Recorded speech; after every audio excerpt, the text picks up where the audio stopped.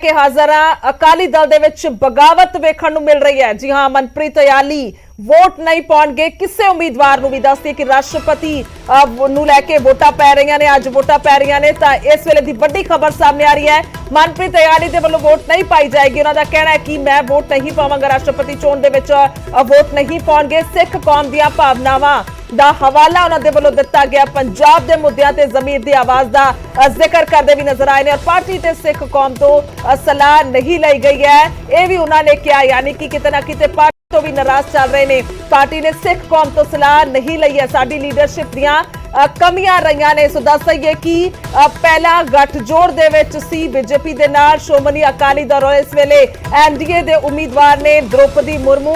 और खास तौर पर जिक्रयोग है कि प्रोफेसर प्रेम सिंह चंदूमाजरा दे वल्लों पिछले दिनों दे विच यह बयान जारी करके कहा गया सी कि श्रोमणी अकाली दल द्रौपदी मुर्मू होरां दा समर्थन करेगा। यानी कि जिहड़ी अकाली दल दी वोट है वो एनडीए दे उम्मीदवार दे हक दे विच जानी सी। पर इस वेले दी वड्डी खबर आ रही है कि मनप्रीत याली उन्हों का कहना है कि वो वोट नहीं देंगे और सिख कौम का उन्होंने हवाला दिता कि सिख कौम दी भावनावां दा हवाला देंदे नजर आए ने कि तो सलाह नहीं दी गई है। उन्होंने तो आवाज जिहड़ी है उन्हों का जिक्र करते हुए नजर आए ने कि पंजाब के मुद्दिआं नूं लैके जिहड़ा उन्होंने जिक्र किया कि उस दे बाबत भी वो वोट नहीं पा रहे। यानी कि सीधे तौर पर उन्होंने किसी नूं भी वोट पाना इत्थे मुनासिब नहीं समझिया, ना ही वो विरोधी धिरां दे नाल गए ने। कह ली यशवंत सिन्हा होरां नूं ना ही उन्होंने वोट पाने का जिक्र किया। उन्होंने कहना कि मैं वोट ही नहीं पावांगा, ना ही द्रौपदी मुर्मू होरां नूं जो एनडीए के उम्मीदवार ने, ना ही दूसरे पासे वोट पाई जाएगी। यह भी दस दईए कि आम आदमी पार्टी कांग्रेस दोवें पार्टियां जिहड़ियां ने यशवंत सिन्हा होरां दा विरोधी धिर दे उम्मीदवार का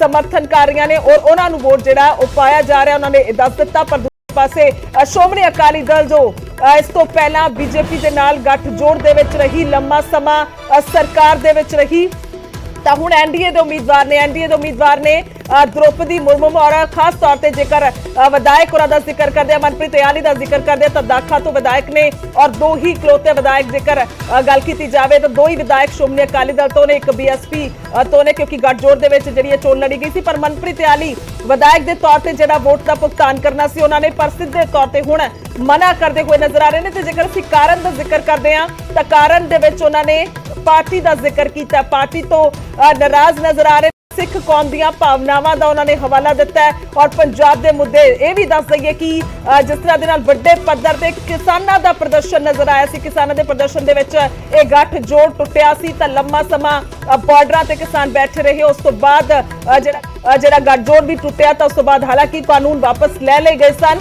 पर किते ना किते वो मुद्दा भी काफी हावी रहा पंजाब दे विच।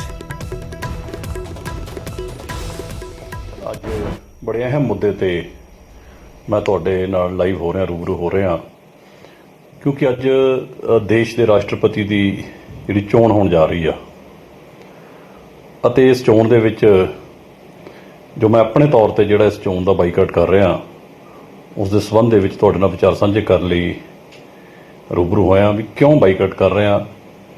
क्योंकि जे असीं पंजाब की गल करिए, देश दे विच लंबा समा कांग्रेस ने राज किया, केंद्र दे विच कांग्रेस दी सरकारां रहीआं, लेकिन पंजाब नाल हमेशा ही वितकरे हुंदे आए ने। बेशक पंजाब ने, सिख कौम ने हमेशा ही देश के लिए बड़ियां महान कुर्बानियां दित्तियां। चाहे देश नूं आज़ादी दिवाउण दी गल सीगी, 80% कुर्बानियां पंजाबियां ने, सिख कौम ने दित्तियां ने। चाहे देश के लोगों का ढिड भरन की गल सी, उस दे विच भी पंजाब के किसानों का बहुत वड्डा योगदान रहा।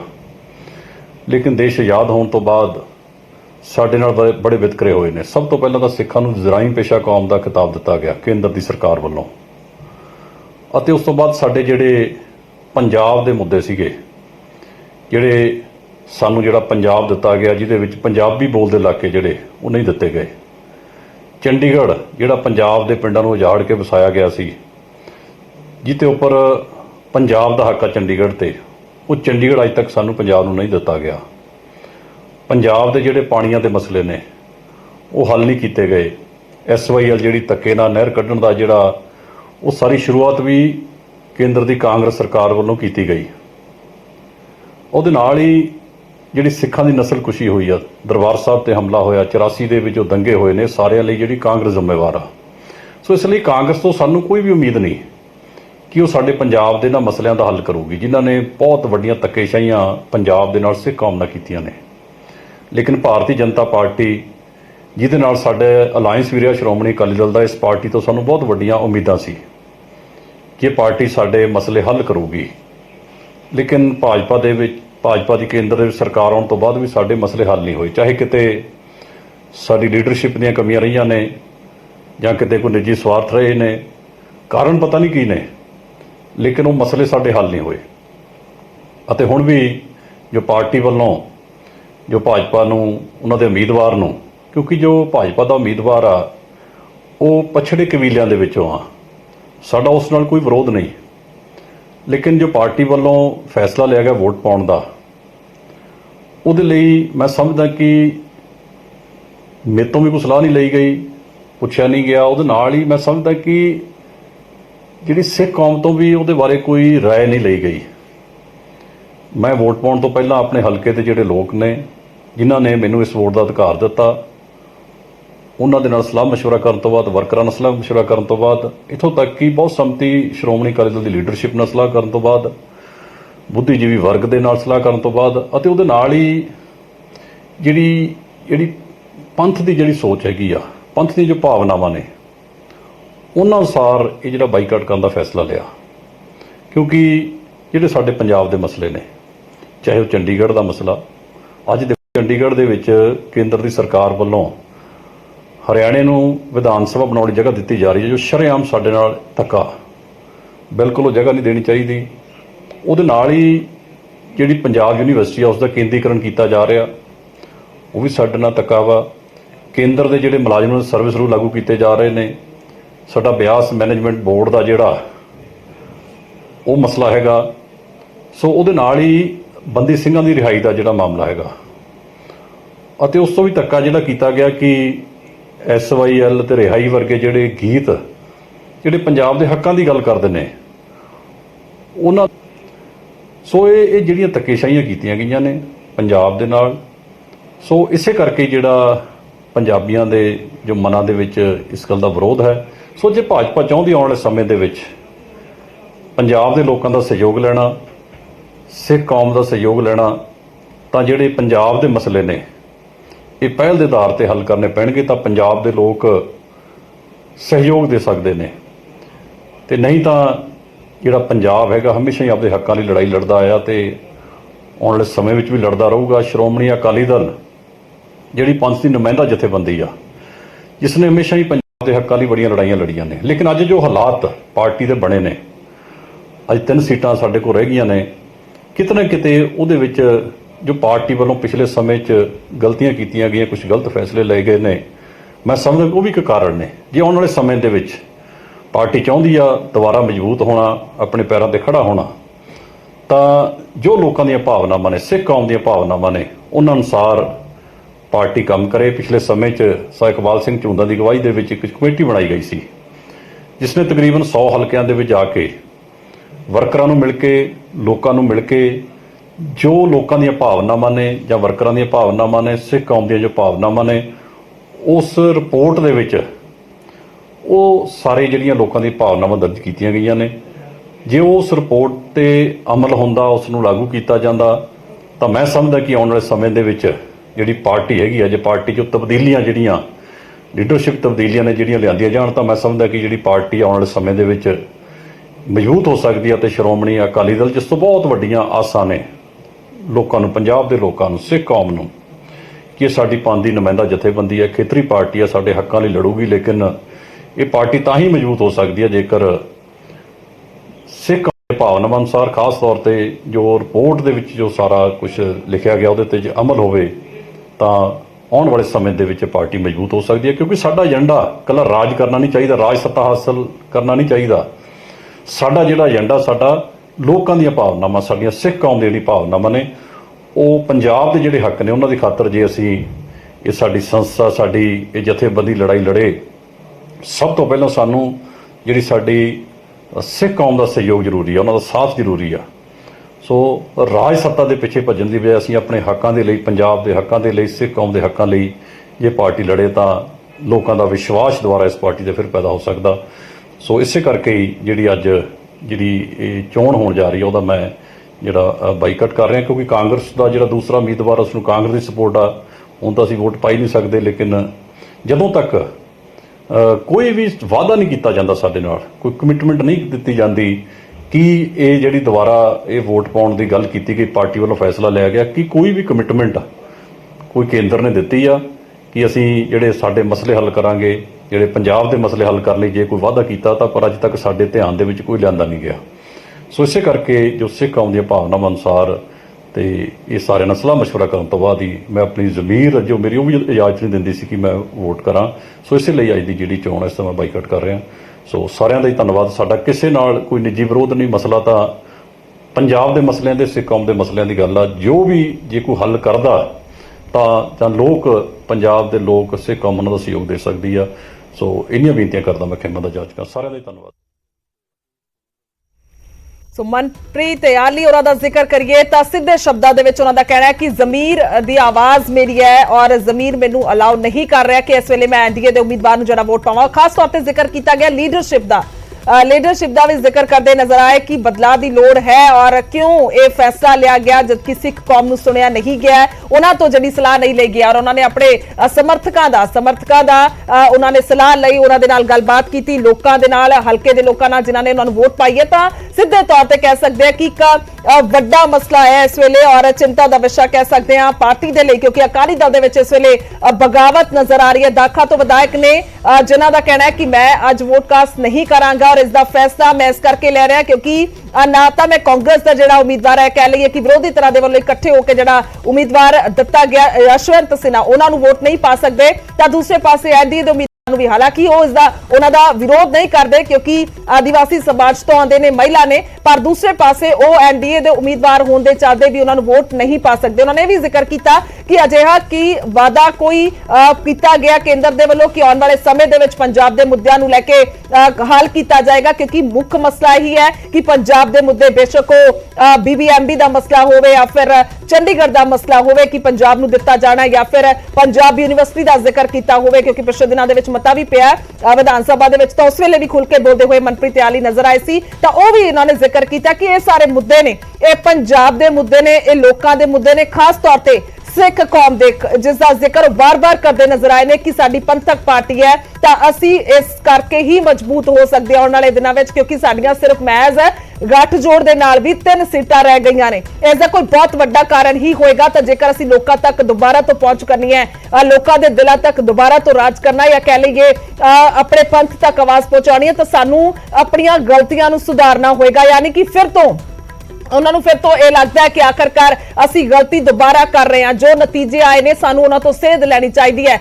ਇਸ ਤਰ੍ਹਾਂ ਦੇ ਨਾਲ ਉਹਨਾਂ ਦੀਆਂ ਗੱਲਾਂ ਦੇ ਵਿੱਚ ਜ਼ਿਕਰ ਹੁੰਦਾ ਨਜ਼ਰ ਆਇਆ ਔਰ ਉਹਨਾਂ ਨੇ ਖੁੱਲ ਕੇ ਕਿਹਾ ਕਿ ਜੋ ਇੱਕ ਰਿਪੋਰਟ ਆਉਣੀ ਹੈਗੀ ਹੈ ਕਮੇਟੀ ਦੀ ਤਾਂ ਉਸ ਦੇ ਵਿੱਚ ਜੋ ਵੀ ਨਤੀਜੇ ਆਉਣ, ਕਿਉਂਕਿ ਉਹ ਲੋਕਾਂ ਤੱਕ ਘਰ ਘਰ ਜਾ ਕੇ ਆਵਾਜ਼ ਜਿਹੜੀ ਹੈ ਉਹਨਾਂ ਤੱਕ ਪਹੁੰਚਾਏਗੀ। ਆ ਲੋਕਾਂ ਦੀ ਆਵਾਜ਼ ਸੁਣੀ ਗਈ ਹੈ ਕਿ ਉਹ ਚਾਹੁੰਦੇ ਕੀ ਨੇ ਹੁਣ ਪਾਰਟੀ ਨੂੰ ਲੈ ਕੇ ਜਿਸ ਤਰ੍ਹਾਂ ਦੇ ਨਤੀਜੇ ਆਏ ਨੇ। ਤਾਂ ਮਨਪ੍ਰੀਤ ਇਆਲੀ ਕਾਫੀ ਨਾਰਾਜ਼ ਕਹਿ ਸਕਦੇ ਆ ਜਿਸ ਤਰ੍ਹਾਂ ਦੇ ਨਾਲ ਇਹ ਫੈਸਲਾ ਹੋਇਆ, ਜਾਂ ਫਿਰ ਦੂਸਰੇ ਪਾਸੇ ਜੇਕਰ ਜ਼ਿਕਰ ਕੀਤਾ ਜਾਵੇ ਇਸ ਵੇਲੇ ਉਹ ਦੁਵਿਧਾ ਦੇ ਵਿੱਚ ਸੀਗੇ ਤਾਂ ਦੁਵਿਧਾ ਉਹਨਾਂ ਨੇ ਕਲੀਅਰ ਕੀਤੀ, ਆਪਣੇ ਸਮਰਥਕਾਂ ਦੇ ਨਾਲ ਗੱਲਬਾਤ ਕੀਤੀ, ਉਸ ਤੋਂ ਬਾਅਦ ਫੈਸਲਾ ਲਿਆ ਕਿ ਅੱਜ ਦੀ ਜਿਹੜੀ VOTING ਹੋ ਰਹੀ ਹੈ, ਵੋਟ ਪੈ ਰਹੀ ਹੈ ਰਾਸ਼ਟਰਪਤੀ ਦੇ ਉਮੀਦਵਾਰ ਨੂੰ ਲੈ ਕੇ, ਤਾਂ ਉਸ ਦੇ ਵਿੱਚ ਉਹ ਹਿੱਸਾ ਨਹੀਂ ਲੈਣਗੇ। ਤਾਂ ਬਗਾਵਤ ਇਸ ਵੇਲੇ ਦੀ ਵੱਡੀ ਖਬਰ ਦਾ ਜ਼ਿਕਰ ਕਰ ਰਹੇ ਹਾਂ ਨਿਊਜ਼ 18 ਪੰਜਾਬ ਤੇ। ਇਸ ਵੇਲੇ ਦੀ ਵੱਡੀ ਖਬਰ ਜਿਸ ਤਰ੍ਹਾਂ ਦੇ ਨਾਲ ਆਵਾਜ਼ ਚੁੱਕਦੇ ਹੋਏ ਮਨਪ੍ਰੀਤ ਇਆਲੀ ਨਜ਼ਰ ਆਏ ਨੇ, ਉਹਨਾਂ ਦਾ ਕਹਿਣਾ ਕਿ ਪਾਰਟੀ ਦੇ ਵਿੱਚ ਇਸ ਵੇਲੇ ਲੋੜ ਹੈ ਕਿ ਮਜ਼ਬੂਤੀ ਲਿਆਂਦੀ ਜਾਵੇ ਔਰ ਸਾਨੂੰ ਅਜਿਹੇ ਇਹਨਾਂ ਫੈਸਲਿਆਂ ਤੇ ਸਾਨੂੰ ਗੌਰ ਕਰਨਾ ਹੋਏਗਾ ਕਿ ਆਖਰਕਾਰ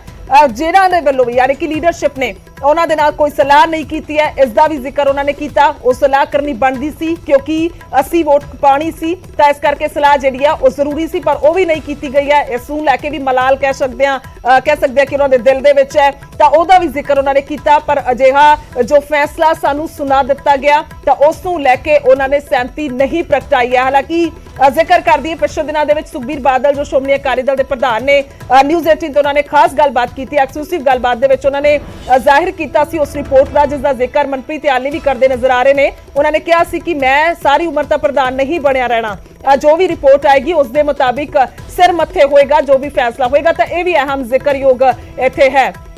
ਤਾਂ ਵਰਸਾ ਸਿੰਘ ਵਲਟੋਹਾਰੀ ਸਾਡੇ ਨਾਲ ਸ਼੍ਰੋਮਣੀ ਅਕਾਲੀ ਦਲ ਦੇ ਸੀਨੀਅਰ ਆਗੂ ਨੇ, ਫੋਨ ਲਾਈਨ ਤੇ ਜੁੜ ਚੁੱਕੇ ਨੇ। ਬਲਟੋਆ ਸਾਹਿਬ ਸਵਾਗਤ ਹੈ ਨਿਊਜ਼ 18 ਪੰਜਾਬ ਤੇ। ਸਭ ਤੋਂ ਪਹਿਲਾਂ ਕੀ ਕਹਿਣਾ ਚਾਹੂੰਗੇ, ਜੋ ਮਨਪ੍ਰੀਤ ਇਆਲੀ ਹੋਰਾਂ ਦਾ ਇਹ ਕਹਿਣਾ ਹੈ ਕਿ ਮੇਰੀ ਜ਼ਮੀਰ ਨੇ ਮੈਨੂੰ ਅੱਜ ਅਲਾਉ ਨਹੀਂ ਕੀਤਾ ਕਿ ਜੋ ਪਾਰਟੀ ਨੇ ਫੈਸਲਾ ਕੀਤਾ ਸੀ ਕਿ ਉਮੀਦਵਾਰ ਐਨਡੀਏ ਦੇ ਉਹਨਾਂ ਨੂੰ ਵੋਟ ਪਾਈ ਜਾਵੇ। ਦੇਖੋ ਉਹਨਾਂ ਦਾ ਜਿਸ ਤਰ੍ਹਾਂ ਉਹਨਾਂ ਕਿਹਾ ਕਿ ਮੇਰਾ ਨਿੱਜੀ ਫੈਸਲਾ ਆ, ਜੇ ਕਿਸੇ ਦਾ ਕੋਈ ਨਿੱਜੀ ਫੈਸਲਾ ਆ ਤੇ ਉਹ ਉਹਨਾਂ ਦੀ ਮਰਜ਼ੀ ਹੈ, ਉਹਦੇ ਉੱਤੇ ਕਮੈਂਟ ਕੀ ਕੀਤਾ ਜਾ ਸਕਦਾ। ਦੂਸਰੀ ਗੱਲ ਜਿਹੜੀ ਸਭ ਤੋਂ ਵੱਡੀ ਗੱਲ ਜਿਹੜੀ ਹੈ, ਜਦੋਂ ਕਿਸੇ ਪਾਰਟੀ ਦੇ ਤੁਸੀਂ ਜਾਬਤੇ ਜਾਓ ਫਿਰ ਪਾਰਟੀ ਦਾ ਫੈਸਲਾ ਚੱਲਦਾ ਹੈ। ਹਾਂਜੀ, ਬੜੇ ਸਾਡੇ ਛੋਟੇ ਵੀਰ ਨੇ, ਬੜੇ ਪਾਰਟੀ 'ਚ ਉਹਨਾਂ ਦਾ ਬੜਾ ਵੱਡਾ ਸਤਿਕਾਰ ਆ। ਹਾਂ, ਉਹਨਾਂ ਨੇ ਜਿਹੜੀ ਇਹ ਗੱਲ ਕੀਤੀ ਹੈ ਕਿ ਕਾਂਗਰਸ ਨਾਲ ਅਸੀਂ ਜਾ ਨਹੀਂ ਸਕਦੇ, ਭਾਰਤੀ ਜਨਤਾ ਪਾਰਟੀ ਤੋਂ ਸਾਨੂੰ ਲਾਂਭੇ ਹੈ, ਗਿਲੇ ਹੈ, ਸ਼ਿਕਵੇ ਹੈ ਕਿ ਭਾਰਤੀ ਜਨਤਾ ਪਾਰਟੀ ਨੇ ਵੀ ਪੰਜਾਬ ਦੇ ਜਾਂ ਸਿੱਖ ਕੌਮ ਦੇ ਮਸਲਿਆਂ ਨੂੰ ਜਿਹੜਾ ਆ ਕਦੇ ਜ਼ਿਆਦਾ ਸੀਰੀਅਸਲੀ ਨਹੀਂ ਲਿਆ, ਸੰਜੀਦਾ ਨਹੀਂ ਲਿਆ। ਔਰ ਦੂਸਰੀ ਗੱਲ ਜਿਹੜੀ ਸਭ ਤੋਂ ਵੱਡੀ ਗੱਲ ਹੈ ਕਿ ਮਸਲੇ ਹੱਲ ਕਰਨ ਵਾਲੇ ਪਾਸੇ ਵੀ ਨਹੀਂ ਪਏ। ਇਹ ਸੱਚਾਈ ਹੈ, ਕੋਈ ਦੁਰਾਵਾ ਨਹੀਂ ਹੈ। ਪਰ ਅਸੀਂ ਤੇ ਜਦੋਂ ਪਾਰਟੀ ਨੇ ਫੈਸਲਾ ਕਰਕੇ ਦ੍ਰੋਪਦੀ ਮੁਰਮੂ ਜੀ ਦੀ ਹਮਾਇਤ ਦਾ ਫੈਸਲਾ ਦਿੱਤਾ ਤੇ ਉਦੋਂ ਵੀ ਇਹੀ ਗੱਲ ਕਹੀ ਸੀਗੀ ਕਿ ਅਸੀਂ ਭਾਰਤੀ ਜਨਤਾ ਪਾਰਟੀ ਦੇ ਨਾਲ ਸਾਡੇ 100 ਵਖਰੇਵੇਂ ਆ, 100 ਲਾਂਭੇ ਆ, 100 ਗਿਲੇ ਸ਼ਿਕਵੇ ਆ। ਅਸੀਂ ਦ੍ਰੋਪਦੀ ਮੁਰਮੂ ਜੀ ਦੀ ਇੱਕ ਤੇ ਕਬਾਇਲੀ ਭਾਈਚਾਰੇ ਨਾਲ ਸੰਬੰਧਿਤ ਹੋਣ ਕਰਕੇ, ਇੱਕ ਪਛੜੇ ਹੋਏ ਵਰਗ ਨਾਲ ਸੰਬੰਧਿਤ ਹੋਣ ਕਰਕੇ, ਇੱਕ ਔਰਤ ਹੋਣ ਕਰਕੇ ਜਿਹੜਾ ਹੋ ਸਕਦਾ ਕਿ ਸਾਡੀਆਂ ਜਿਹੜੀਆਂ ਮੰਗਾਂ ਨੇ ਜਾਂ ਸਾਡੀ ਜਿਹੜੀਆਂ ਮੁਸ਼ਕਲਾਂ ਨੇ ਉਹਨਾਂ ਨੂੰ ਵੱਧ ਸਮਝ ਸਕਦੇ ਆ। ਇਸ ਕਰਕੇ ਜਿਹੜਾ ਪਾਰਟੀ ਨੇ ਉਹਨਾਂ ਨੂੰ ਹਮਾਇਤ ਦਿੱਤੀ ਸੀ ਕਿ ਬਾਕੀ ਉਹਨਾਂ ਦੇ ਨਿੱਜੀ ਵਿਚਾਰ ਨੇ। ਜੇ ਉਹਨਾਂ ਨੂੰ ਕੋਈ ਇਤਰਾਜ਼ ਸੀਗਾ ਤੇ ਪਹਿਲੋਂ ਗੱਲ ਕਰਨੀ ਚਾਹੀਦੀ ਸੀਗੀ ਪਾਰਟੀ ਦੇ ਵਿੱਚ। ਪਾਰਟੀ ਤੇ ਖੁੱਲ੍ਹਾ ਵਲਟੋਆ ਸਾਹਿਬ ਜ਼ਿਕਰ ਦੋ ਚੀਜ਼ਾਂ ਦਾ ਕਰਾਂਗੇ। ਇੱਕ ਤਾਂ ਲੀਡਰਸ਼ਿਪ ਤੋਂ ਆਪਣੀ ਤੋਂ ਬਹੁਤ ਨਾਰਾਜ਼ ਨਜ਼ਰ ਆਏ ਨੇ, ਠੀਕ ਹੈ। ਦੂਸਰੇ ਪਾਸੇ ਉਹਨਾਂ ਨੇ ਜ਼ਿਕਰ ਕੀਤਾ ਬੀਜੇਪੀ ਦਾ, ਅਸੀਂ ਗੱਠਜੋੜ 'ਚ ਰਹੇ, ਪਰ ਉਹਨਾਂ ਦੀ ਜੋ ਆਵਾਜ਼ ਤੋਂ ਜਾਂ ਗੱਲਬਾਤ ਤੋਂ ਲੱਗ ਰਿਹਾ ਸੀ, ਅੰਦਾਜ਼ਾ ਲੱਗ ਰਿਹਾ ਸੀ ਕਿ ਉਹਨਾਂ ਨੂੰ ਲੱਗਦਾ ਕਿ ਉਹ ਤਾਂ ਚਲੋ ਬੇਗਾਨੇ ਨੇ, ਬੇਗਾਨੀ ਪਾਰਟੀ ਹੈ। ਪਰ ਆਪਣੀ ਦੇ ਵਿੱਚ ਜ਼ਿਕਰ ਉਹਨਾਂ ਨੇ ਕੀਤਾ ਕਿ ਮੈਨੂੰ ਵੀ ਨਹੀਂ ਦੱਸਿਆ ਗਿਆ ਜਾਂ ਮੇਰੇ ਨਾਲ ਵੀ ਨਹੀਂ ਗੱਲਬਾਤ ਕੀਤੀ ਗਈ, ਜਾਂ ਫਿਰ ਬਾਕੀ ਸਿੱਖ ਕੌਮ ਤੋਂ ਉਹਨਾਂ ਨੂੰ ਇਹ ਆ ਕਿ ਉਹਨਾਂ ਤੋਂ ਵੀ ਆਵਾਜ਼ ਨਹੀਂ ਜਿਹੜੀ ਆ, ਉਹਨਾਂ ਨੂੰ ਪੁੱਛਿਆ ਨਹੀਂ ਗਿਆ ਕਿ ਸਾਨੂੰ ਵੋਟ ਦੇਣੀ ਚਾਹੀਦੀ ਹੈ। ਮਤਲਬ ਨਜ਼ਰ ਆ ਰਿਹਾ ਉਹਨਾਂ ਦੀ ਨਾਰਾਜ਼ਗੀ ਨਜ਼ਰ ਆ ਰਹੀ ਹੈ ਪਾਰਟੀ ਲੀਡਰਸ਼ਿਪ ਤੋਂ। ਨਹੀਂ, ਦੇਖੋ ਜੇ ਤੇ ਇਸ ਗੱਲ ਦੀ ਨਾਰਾਜ਼ਗੀ ਹੈ ਕਿ ਜਿਸ ਦਿਨ ਫੈਸਲਾ ਕੀਤਾ ਗਿਆ ਇਹਨਾਂ ਨੂੰ ਜਾਤੀ ਤੌਰ ਤੇ ਨਹੀਂ ਪੁੱਛਿਆ ਗਿਆ, ਤੇ ਚਲੋ ਮੈਂ ਉਸ ਗੱਲ ਨਾਲ ਮੈਂ ਵੀ ਸਹਿਮਤ ਹੋ ਸਕਦਾ ਕਿ ਪੁੱਛਣਾ ਚਾਹੀਦਾ ਸੀਗਾ। ਉਹ ਹਾਊਸ ਦੇ ਵਿੱਚ ਅਕਾਲੀ ਦਲ ਦੇ ਗਰੁੱਪ ਦੇ ਲੀਡਰ ਸੀਗੇ, ਉਹ ਪੁੱਛਣਾ ਚਾਹੀਦਾ ਸੀਗਾ। ਪਰ ਜੇ ਨਹੀਂ ਪੁੱਛਿਆ ਗਿਆ, ਫੈਸਲਾ ਹੋਏ ਤਾਂ ਮੇਰੇ ਖਿਆਲ 10 ਦਿਨ ਤੋਂ ਉੱਤੇ ਹੋ ਗਏ। ਉਹਦਾ ਇਜ਼ਹਾਰ ਤੁਸੀਂ ਉਸੇ ਦਿਨ ਆਣ ਕੇ ਕਰੋ ਜਿਸ ਦਿਨ ਵੋਟਾਂ ਨੇ। ਇਹ ਤੇ ਚੰਗਾ ਨਹੀਂ ਲੱਗਦਾ। ਬਾਕੀ ਦੇਖੋ ਸਾਡੇ ਬਹੁਤ ਪਿਆਰ ਆ, ਬਹੁਤ ਉਹਨਾਂ ਦਾ ਪਾਰਟੀ 'ਚ ਸਤਿਕਾਰ ਵੀ ਹੈ। ਮੈਂ ਕੋਈ ਜ਼ਿਆਦਾ ਕਿੰਤੂ ਪਰੰਤੂ ਨਹੀਂ ਕਰਦਾ। ਬਾਕੀ ਦੇਖੋ ਹਰੇਕ ਵਿਅਕਤੀ ਨੂੰ ਆਪਦੀ ਜਿਹੜਾ ਲੀਡਰ ਆ ਉਹਦੇ ਉੱਤੇ ਕਿੰਤੂ ਪਰੰਤੂ ਕਰਨ ਦਾ ਅਧਿਕਾਰ ਹੈ। ਬਲਟੋਆ ਸਾਹਿਬ ਮੇਰਾ ਅਗਲਾ ਸਵਾਲ ਹੋਈ ਸੀ ਕਿਉਂਕਿ ਤੁਸੀਂ ਬਹੁਤ ਲੀਡਰ ਹੋ ਪਾਰਟੀ ਦੇ ਵਿੱਚ। ਜੇਕਰ ਅਸੀਂ ਮਨਪ੍ਰੀਤ ਇਆਲੀ ਦਾ ਜ਼ਿਕਰ ਕਰਦੇ ਹਾਂ ਤਾਂ ਤੁਸੀਂ ਬਹੁਤ ਵਧੀਆ ਭਲੀ ਭਾਂਤੀ ਜਾਣਦੇ ਹੋ। ਅਖੀਰਲਾ ਸਵਾਲ ਹੈ ਕਿ ਤੁਹਾਨੂੰ ਕੀ ਲੱਗਦਾ ਹੈ ਆਖਿਰਕਾਰ ਇਸ ਵੇਲੇ ਆਵਾਜ਼, ਕਿਉਂਕਿ ਤੁਸੀਂ ਖੁਦ ਜ਼ਿਕਰ ਕਰ ਰਹੇ ਹੋ 10 ਦਿਨ ਇਸ ਫੈਸਲੇ ਨੂੰ ਹੋ ਚੁੱਕੇ ਨੇ, ਉਹਨਾਂ ਨੂੰ ਕੀ ਲੋੜ ਪਈ ਇਸ ਵੇਲੇ ਕਿ ਉਹਨਾਂ ਨੇ ਇਸ ਤਰ੍ਹਾਂ ਦੇ ਨਾਲ ਜਨਤਕ ਤੌਰ ਤੇ ਕਿਹਾ ਕਿ ਮੈਂ ਵੋਟ ਨਹੀਂ ਪਾਉਣੀ ਹੈ? ਚਲੋ ਤੇ ਮੈਂ ਉਹੀ ਕਿਹਾ ਨਾ, ਉਹਨਾਂ ਦਾ ਜਾਤੀ ਗੱਲ ਜਿਹੜੀ ਸਾਹਮਣੇ ਆਈ ਹੈ, ਨਾ ਕਿਸੇ ਨੂੰ ਆਸ ਸੀਗੀ, ਨਾ ਕਿਸੇ ਨੂੰ ਪਤਾ ਸੀਗਾ, ਨਾ ਉਹਨਾਂ ਨੇ ਗੱਲ ਕੀਤੀ ਹੈ।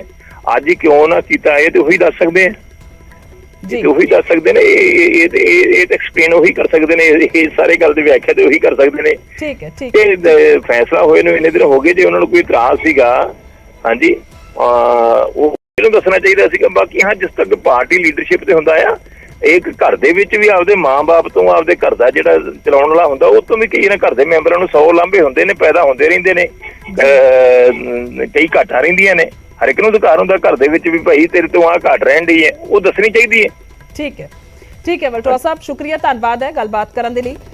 ਤਾਂ ਮਨਪ੍ਰੀਤ ਇਆਲੀ ਉਹਨਾਂ ਦੇ ਵੱਲੋਂ ਇਸ ਵੇਲੇ ਆਵਾਜ਼ ਚੁੱਕੀ ਗਈ ਹੈ। ਉਹਨਾਂ ਨੂੰ ਲੱਗਦਾ ਹੈ ਕਿ ਜੋ ਫੈਸਲਾ ਪਾਰਟੀ ਨੇ ਕੀਤਾ ਉਹ ਗਲਤ ਸੀ ਔਰ ਕੁੱਲ ਮਿਲਾ ਕੇ ਇਸ ਵੇਲੇ ਉਹ ਦੁਵਿਧਾ ਦੇ ਵਿੱਚ ਸਨ। ਤਾਂ ਇਸ ਕਰਕੇ ਉਹਨਾਂ ਨੇ ਕਾਂਗਰਸ ਦੇ ਜਾਂ ਕਹਿ ਲਈ ਵਿਰੋਧੀ ਧਿਰਾਂ ਦੇ ਜਿਹੜੇ ਉਮੀਦਵਾਰ ਨੇ ਯਸ਼ਵੰਤ ਸਿਨਹਾ, ਉਹਨਾਂ ਨੂੰ ਵੋਟ ਪਾਣਾ ਨਾ ਮੁਨਾਸਿਬ ਸਮਝਿਆ ਔਰ ਨਾ ਹੀ ਦੂਸਰੇ ਪਾਸੇ ਦ੍ਰੋਪਦੀ ਮੁਰਮੂ ਨੂੰ। ਕਿਉਂਕਿ ਸਿੱਧੇ ਤੌਰ ਤੇ ਬਹੁਤ ਸਾਰੇ ਅਜਿਹੇ ਮੁੱਦੇ ਨੇ ਪੰਜਾਬ ਦੇ ਨਾਲ ਜੁੜੇ ਹੋਏ। BBMB ਦਾ ਜ਼ਿਕਰ ਕਰ ਲਿਆ ਜਾਵੇ, ਪੰਜਾਬ ਯੂਨੀਵਰਸਿਟੀ ਦਾ ਜ਼ਿਕਰ ਕਰ ਲਿਆ ਜਾਵੇ, ਸਭ ਤੋਂ ਅਹਿਮ ਚੰਡੀਗੜ੍ਹ ਦਾ ਮਸਲਾ ਜ਼ਿਕਰ ਕਰ ਲਿਆ ਜਾਵੇ ਕਿਉਂਕਿ ਉਸ ਨੂੰ ਲੈ ਕੇ ਮਤਾ ਵੀ ਪੇਸ਼ ਹੋਇਆ ਸੀ, ਪਿਛਲੇ ਦਿਨਾਂ ਦੇ ਵਿੱਚ ਪਾਸ ਵੀ ਹੋਇਆ ਸੀ ਵਿਧਾਨ ਸਭਾ ਦੇ ਵਿੱਚ। ਤਾਂ ਉਸ ਤੋਂ ਬਾਅਦ ਉਹਨਾਂ ਨੂੰ ਲੱਗਦਾ ਕਿ ਅਜਿਹੇ ਕਈ ਮੁੱਦੇ ਨੇ ਜਿਸ ਨੂੰ ਲੈ ਕੇ ਕੇਂਦਰ ਕੋਈ ਜਵਾਬ ਨਹੀਂ ਦੇ ਰਿਹਾ। ਤਾਂ ਸਿੱਧਾ ਚੱਲਦੇ ਪੰਕਜ ਕਪਾਹੀ ਨੇ ਮੇਰੇ ਸਹਿਯੋਗੀ ਜ਼ਿਆਦਾ ਚਰਚਾ ਦੇ ਲਈ। ਪੰਕਜ, ਸਵੇਰ ਤੋਂ ਨਜ਼ਰਾਂ ਬਣੀਆਂ ਹੋਈਆਂ ਸਨ ਕਿ ਆਖਿਰਕਾਰ ਅੱਜ ਵੋਟ ਕਾਸਟ ਕੀਤਾ ਜਾ ਰਿਹਾ, 5 ਵਜੇ ਤੱਕ VOTING ਹੋਣੀ ਹੈ, ਪਰ ਉਸ ਤੋਂ ਪਹਿਲਾਂ ਹੁਣ ਵਿਚਕਾਰ ਇਹ ਬਗਾਵਤ ਦੀ ਤਸਵੀਰ ਜਿਹੜੀ ਹੈ ਉਹ ਨਜ਼ਰ ਆਈ ਹੈ ਕਿਉਂਕਿ ਮਨਪ੍ਰੀਤ ਇਆਲੀ ਨੇ ਸਿੱਧੇ ਤੌਰ ਤੇ ਕਿਹਾ ਕਿ ਜ਼ਮੀਰ ਅਲਾਓ ਨਹੀਂ ਕਰ ਰਿਹਾ। ਬਿਲਕੁਲ ਬਿਲकुल ਗੁਰਜੋਤ, ਇਹ ਸਿਰਫ ਇੱਕ ਵੋਟ ਦੀ ਤਸਵੀਰ ਨਹੀਂ ਹੈ। ਇੱਕ ਵੋਟ ਦੇ ਨਾਲ ਸ਼ਾਇਦ ਕੋਈ ਫਰਕ ਨਹੀਂ ਪਏਗਾ, ਲੇਕਿਨ ਇਸ ਵੋਟ ਨਾ ਪਾਉਣ ਨਾਲ ਔਰ ਸਟੇਟਮੈਂਟ ਦੇਣ ਦੇ ਨਾਲ ਅਕਾਲੀ ਦਲ 'ਚ ਜਿਹੜਾ ਆਉਣ ਵਾਲੇ ਦਿਨਾਂ 'ਚ ਪੁਚਾਲ ਆ ਸਕਦਾ ਹੈ ਜਾਂ ਅਕਾਲੀ ਦਲ ਦੇ ਵਿੱਚ ਜਿਹੜੀ ਬਗਾਵਤ ਹੋ ਸਕਦੀ ਹੈ, ਉਸ ਦੀ ਤਸਵੀਰ ਇਹ ਜ਼ਰੂਰ ਜਿਹੜਾ ਵਾ ਇਆਲੀ ਦੀ ਸਟੇਟਮੈਂਟ ਦੇ ਰਹੀ ਹੈ ਕਿਉਂਕਿ ਅਲੀ ਨੇ ਇਸ ਗੱਲ ਦਾ ਜ਼ਿਕਰ ਕਰ ਦਿੱਤਾ ਵੋਟ ਦਾ ਤਾਂ ਬਹਿਸ਼ਕਾਰ ਕੀਤਾ ਹੀ ਕੀਤਾ, ਵੋਟ ਦਾ ਬਾਈਕਾਟ ਕੀਤਾ ਹੀ ਕੀਤਾ, ਲੇਕਿਨ ਉਹਨਾਂ ਨੇ ਕਿਹਾ, ਕਹਿੰਦੇ ਕਿ ਪਿਛਲੇ ਦਿਨਾਂ ਦੇ ਵਿੱਚ ਪਾਰਟੀ ਕੋਲ ਗਲਤੀਆਂ ਹੋਈਆਂ ਨੇ, ਪਾਰਟੀ ਕੋਲ ਜੋ ਗਲਤੀਆਂ ਹੋਈਆਂ ਨੇ ਇਸੇ ਦਾ ਨਤੀਜਾ ਹੈ। ਉਹਨਾਂ ਨੇ ਸਿਰਫ ਵੋਟ ਦਾ ਜ਼ਿਕਰ ਹੀ ਨਹੀਂ ਕੀਤਾ ਬਲਕਿ ਇਸ ਗੱਲ ਦਾ ਵੀ ਜ਼ਿਕਰ ਕਰ ਦਿੱਤਾ ਕਿ ਚੋਣਾਂ ਦੇ ਹਾਰਨ ਤੋਂ ਬਾਅਦ ਜਿਹੜੀ ਇੱਕ ਸਬ ਕਮੇਟੀ ਬਣੀ ਸੀਗੀ, ਉਸ ਕਮੇਟੀ ਦੀ ਰਿਪੋਰਟ ਦੇ ਵਿੱਚ ਸਾਰਿਆਂ ਦੀਆਂ ਭਾਵਨਾਵਾਂ ਨੇ ਔਰ ਉਹ ਕਮੇਟੀ ਦੀ ਰਿਪੋਰਟ ਅਜੇ ਤੱਕ ਜਨਤਕ ਨਹੀਂ ਹੋਈ। ਉਹ ਕਮੇਟੀ ਦੀ ਰਿਪੋਰਟ ਕੋਰ ਕਮੇਟੀ ਦੇ ਵਿੱਚ ਵਿਚਾਰੀ ਜਾਏਗੀ। ਉਹ ਕਮੇਟੀ ਦੀ ਰਿਪੋਰਟ ਦੇ ਵਿੱਚ ਬਹੁਤ ਕੁਝ ਅਜਿਹਾ ਹੈ ਜੋ ਇਸ਼ਾਰਾ ਕਰਦਾ ਹੈ ਕਿ ਲੀਡਰਸ਼ਿਪ ਦੇ ਵਿੱਚ ਤਬਦੀਲੀ ਜਿਹੜੀ ਹੈ ਉਹ ਲਿਆਂਦੀ ਜਾਵੇ, ਕਈ ਸਾਰੇ ਵੱਡੇ ਬਦਲਾਵ ਜਿਹੜੇ ਨੇ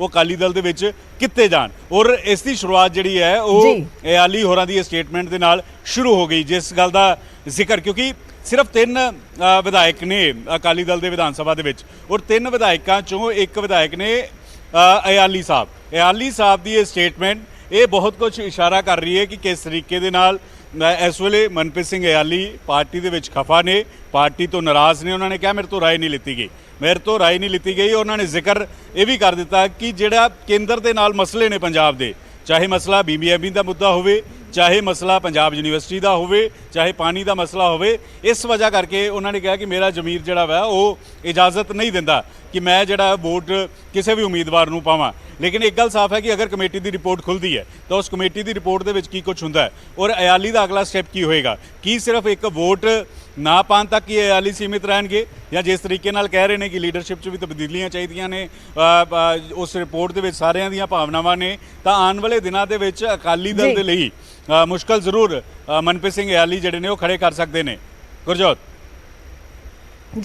जी बिल्कुल पंकज, फिलहाल शुक्रिया तमाम जानकारी के लिए और चर्चा के लिए क्योंकि बहुत अहम है। जिस तरह के तुसीं भी जिक्र किया, बगावत इस वेले नजर आ रही है, तो आने वाले दिनों के कुछ समीकरण कह सकते हैं कि बदलते हुए पार्टी के नजर आएंगे, अंदरूनी मसले उठते हुए भी नजर आ सकते हैं और अज कुछ झलक भी ये वेखण नूं मिल रही है इस बयान तो, क्योंकि इस बयान ने एक चर्चा छेड़ दी है कि आखिरकार जेकर पार्टी ने फैसला किया कि वह विधायकों के नाल साझा नहीं किया गया या फिर उन्होंने तो कोई सलाह नहीं ली गई है, जिसका जिक्र विरसा सिंह वटोआ भी कर रहे थे कि उन्होंने लगता है कि जेकर विधायक दे नाल गलबात साझी नहीं की गई, फैसला साझा नहीं किया गया, तो इस चीज का वह भी कहते हैं कि हाँ वो करना चाहिए सी, यानी कि किते ना किते ये बयान सुन ले।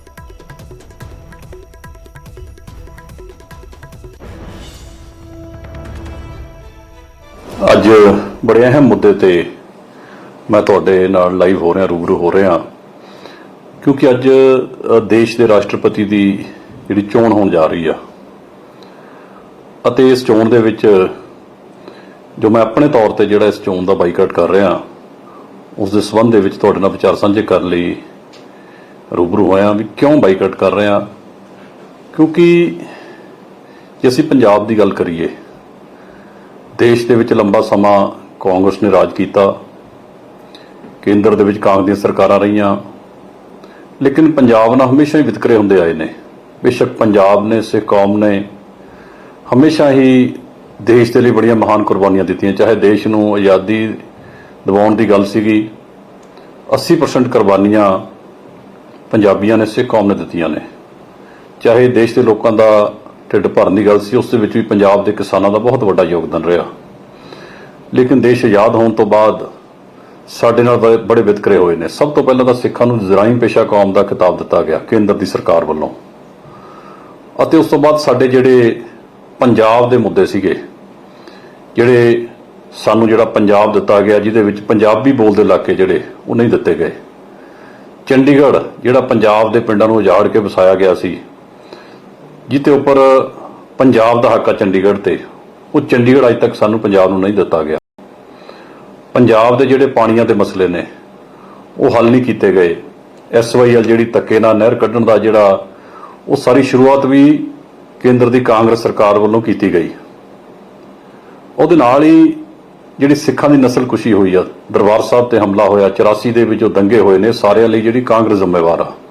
ਸੋ ਇਸ ਲਈ ਕਾਂਗਰਸ ਤੋਂ ਸਾਨੂੰ ਕੋਈ ਵੀ ਉਮੀਦ ਨਹੀਂ ਕਿ ਉਹ ਸਾਡੇ ਪੰਜਾਬ ਦੇ ਇਹਨਾਂ ਮਸਲਿਆਂ ਦਾ ਹੱਲ ਕਰੂਗੀ, ਜਿਨ੍ਹਾਂ ਨੇ ਬਹੁਤ ਵੱਡੀਆਂ ਧੱਕੇਸ਼ਾਹੀਆਂ ਪੰਜਾਬ ਦੇ ਨਾਲ ਸਿੱਖ ਕੌਮ ਨਾਲ ਕੀਤੀਆਂ ਨੇ। ਲੇਕਿਨ ਭਾਰਤੀ ਜਨਤਾ ਪਾਰਟੀ, ਜਿਹਦੇ ਨਾਲ ਸਾਡੇ ਅਲਾਇੰਸ ਵੀ ਰਿਹਾ ਸ਼੍ਰੋਮਣੀ ਅਕਾਲੀ ਦਲ ਦਾ, ਇਸ ਪਾਰਟੀ ਤੋਂ ਸਾਨੂੰ ਬਹੁਤ ਵੱਡੀਆਂ ਉਮੀਦਾਂ ਸੀ ਕਿ ਇਹ ਪਾਰਟੀ ਸਾਡੇ ਮਸਲੇ ਹੱਲ ਕਰੂਗੀ। ਲੇਕਿਨ ਭਾਜਪਾ ਦੀ ਕੇਂਦਰ ਦੇ ਵਿੱਚ ਸਰਕਾਰ ਆਉਣ ਤੋਂ ਬਾਅਦ ਵੀ ਸਾਡੇ ਮਸਲੇ ਹੱਲ ਨਹੀਂ ਹੋਏ। ਚਾਹੇ ਕਿਤੇ ਸਾਡੀ ਲੀਡਰਸ਼ਿਪ ਦੀਆਂ ਕਮੀਆਂ ਰਹੀਆਂ ਨੇ ਜਾਂ ਕਿਤੇ ਕੋਈ ਨਿੱਜੀ ਸਵਾਰਥ ਰਹੇ ਨੇ, ਕਾਰਨ ਪਤਾ ਨਹੀਂ ਕੀ ਨੇ, ਲੇਕਿਨ ਉਹ ਮਸਲੇ ਸਾਡੇ ਹੱਲ ਨਹੀਂ ਹੋਏ। ਅਤੇ ਹੁਣ ਵੀ ਜੋ ਪਾਰਟੀ ਵੱਲੋਂ ਜੋ ਭਾਜਪਾ ਨੂੰ, ਉਹਨਾਂ ਦੇ ਉਮੀਦਵਾਰ ਨੂੰ, ਕਿਉਂਕਿ ਜੋ ਭਾਜਪਾ ਦਾ ਉਮੀਦਵਾਰ ਆ ਉਹ ਪਛੜੇ ਕਬੀਲਿਆਂ ਦੇ ਵਿੱਚੋਂ ਆ, ਸਾਡਾ ਉਸ ਨਾਲ ਕੋਈ ਵਿਰੋਧ ਨਹੀਂ। ਲੇਕਿਨ ਜੋ ਪਾਰਟੀ ਵੱਲੋਂ ਫੈਸਲਾ ਲਿਆ ਗਿਆ ਵੋਟ ਪਾਉਣ ਦਾ, ਉਹਦੇ ਲਈ ਮੈਂ ਸਮਝਦਾ ਕਿ ਮੇਰੇ ਤੋਂ ਵੀ ਕੋਈ ਸਲਾਹ ਨਹੀਂ ਲਈ ਗਈ, ਪੁੱਛਿਆ ਨਹੀਂ ਗਿਆ। ਉਹਦੇ ਨਾਲ ਹੀ ਮੈਂ ਸਮਝਦਾ ਕਿ ਜਿਹੜੀ ਸਿੱਖ ਕੌਮ ਤੋਂ ਵੀ ਉਹਦੇ ਬਾਰੇ ਕੋਈ ਰਾਏ ਨਹੀਂ ਲਈ ਗਈ। ਮੈਂ ਵੋਟ ਪਾਉਣ ਤੋਂ ਪਹਿਲਾਂ ਆਪਣੇ ਹਲਕੇ ਦੇ ਜਿਹੜੇ ਲੋਕ ਨੇ, ਜਿਨ੍ਹਾਂ ਨੇ ਮੈਨੂੰ ਇਸ ਵੋਟ ਦਾ ਅਧਿਕਾਰ ਦਿੱਤਾ, ਉਹਨਾਂ ਦੇ ਨਾਲ ਸਲਾਹ ਮਸ਼ਵਰਾ ਕਰਨ ਤੋਂ ਬਾਅਦ, ਵਰਕਰਾਂ ਨਾਲ ਸਲਾਹ ਮਸ਼ਵਰਾ ਕਰਨ ਤੋਂ ਬਾਅਦ, ਇੱਥੋਂ ਤੱਕ ਕਿ ਬਹੁਤ ਸੰਮਤੀ ਸ਼੍ਰੋਮਣੀ ਅਕਾਲੀ ਦਲ ਦੀ ਲੀਡਰਸ਼ਿਪ ਨਾਲ ਸਲਾਹ ਕਰਨ ਤੋਂ ਬਾਅਦ, ਬੁੱਧੀਜੀਵੀ ਵਰਗ ਦੇ ਨਾਲ ਸਲਾਹ ਕਰਨ ਤੋਂ ਬਾਅਦ, ਅਤੇ ਉਹਦੇ ਨਾਲ ਹੀ ਜਿਹੜੀ ਪੰਥ ਦੀ ਜਿਹੜੀ ਸੋਚ ਹੈਗੀ ਆ, ਪੰਥ ਦੀ ਜੋ ਭਾਵਨਾਵਾਂ ਨੇ, ਉਹਨਾਂ ਅਨੁਸਾਰ ਇਹ ਜਿਹੜਾ ਬਾਈਕਾਟ ਕਰਨ ਦਾ ਫੈਸਲਾ ਲਿਆ। ਕਿਉਂਕਿ ਜਿਹੜੇ ਸਾਡੇ ਪੰਜਾਬ ਦੇ ਮਸਲੇ ਨੇ, ਚਾਹੇ ਉਹ ਚੰਡੀਗੜ੍ਹ ਦਾ ਮਸਲਾ, ਅੱਜ ਦੇਖੋ ਚੰਡੀਗੜ੍ਹ ਦੇ ਵਿੱਚ ਕੇਂਦਰ ਦੀ ਸਰਕਾਰ ਵੱਲੋਂ ਹਰਿਆਣੇ ਨੂੰ ਵਿਧਾਨ ਸਭਾ ਬਣਾਉਣ ਦੀ ਜਗ੍ਹਾ ਦਿੱਤੀ ਜਾ ਰਹੀ ਹੈ, ਜੋ ਸ਼ਰੇਆਮ ਸਾਡੇ ਨਾਲ ਧੱਕਾ, ਬਿਲਕੁਲ ਉਹ ਜਗ੍ਹਾ ਨਹੀਂ ਦੇਣੀ ਚਾਹੀਦੀ। ਉਹਦੇ ਨਾਲ ਹੀ ਜਿਹੜੀ ਪੰਜਾਬ ਯੂਨੀਵਰਸਿਟੀ ਆ ਉਸ ਦਾ ਕੇਂਦਰੀਕਰਨ ਕੀਤਾ ਜਾ ਰਿਹਾ, ਉਹ ਵੀ ਸਾਡੇ ਨਾਲ ਧੱਕਾ ਵਾ। ਕੇਂਦਰ ਦੇ ਜਿਹੜੇ ਮੁਲਾਜ਼ਮਾਂ ਦੇ ਸਰਵਿਸ ਰੂਲ ਲਾਗੂ ਕੀਤੇ ਜਾ ਰਹੇ ਨੇ, ਸਾਡਾ ਬਿਆਸ ਮੈਨੇਜਮੈਂਟ ਬੋਰਡ ਦਾ ਜਿਹੜਾ ਉਹ ਮਸਲਾ ਹੈਗਾ। ਸੋ ਉਹਦੇ ਨਾਲ ਹੀ ਬੰਦੀ ਸਿੰਘਾਂ ਦੀ ਰਿਹਾਈ ਦਾ ਜਿਹੜਾ ਮਾਮਲਾ ਹੈਗਾ, ਅਤੇ ਉਸ ਤੋਂ ਵੀ ਧੱਕਾ ਜਿਹੜਾ ਕੀਤਾ ਗਿਆ ਕਿ SYL ਤੇ ਰਿਹਾਈ ਵਰਗੇ ਜਿਹੜੇ ਗੀਤ ਜਿਹੜੇ ਪੰਜਾਬ ਦੇ ਹੱਕਾਂ ਦੀ ਗੱਲ ਕਰਦੇ ਨੇ, ਉਹਨਾਂ ਤੇ ਵੀ ਬੈਨ ਲਾਇਆ ਗਿਆ।